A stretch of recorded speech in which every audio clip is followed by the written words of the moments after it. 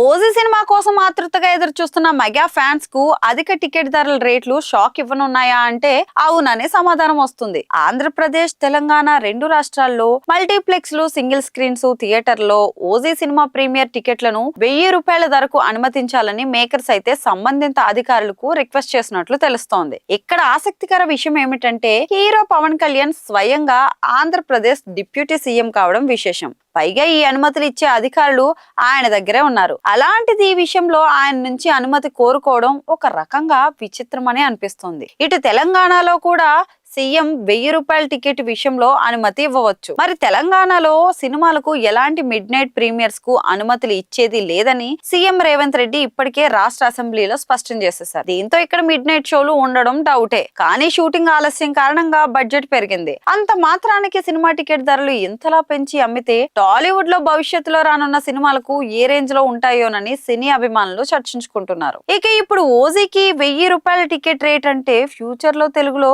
Mahesh Babu, Rajamouli కాంబోలో SSMB 29 తెరకెక్కుతుంది. మరోవైపేమో అట్లీతో Allu Arjun ఒక project చేస్తున్నాడు. ఈ రెండు సినిమాలు కూడా భారీ బడ్జెట్ తో తెరకెక్కిస్తున్నారు. మరి ఇలాంటి క్రమంలో ఓజీకే టికెట్ ధర ₹1000 నిర్ణయిస్తే ఆ సినిమాలకి ఇంకెంత రేంజ్ లో ఉంటాయోనని సినీ ప్రియులు ఆందోళన వ్యక్తం చేస్తున్నారు. ప్రెసెంట్ అయితే టికెట్ల రేట్ల విషయంలో ఇంకా క్లారిటీ రావాల్సిందే. ఒకవేళ ఇదే స్థాయిలో టికెట్ రేట్లు మాత్రం ఉంటే సినిమా ప్రియులంతా వ్యతిరేకత ఎదుర్కొనే అవకాశం అయితే లేకపోలేదు. ఇక మరి ఓజీ మేకర్స్ ఎలాంటి నిర్ణయం తీసుకుంటారో చూడాలి. సుజీత్ డైరెక్షన్ వహించిన ఈ సినిమా మరో వారంలో అయితే థియేటర్ లోకి రాబోతుంది. సెప్టెంబర్ 25న గ్రాండ్ గా విడుదల కాబోతుంది. ప్రియాంక మోహన్, ఇమ్రాన్ హాష్మి, ప్రకాష్ రాజ్, శ్రేయా రెడ్డి తదితరులు కీలక పాత్రలో అయితే నటించారు. తమన్ సంగీతం అందించగా DVV ఎంటర్టైన్మెంట్స్ బ్యానర్ పై ఈ సినిమా అయితే దానయ్య నిర్మించారు.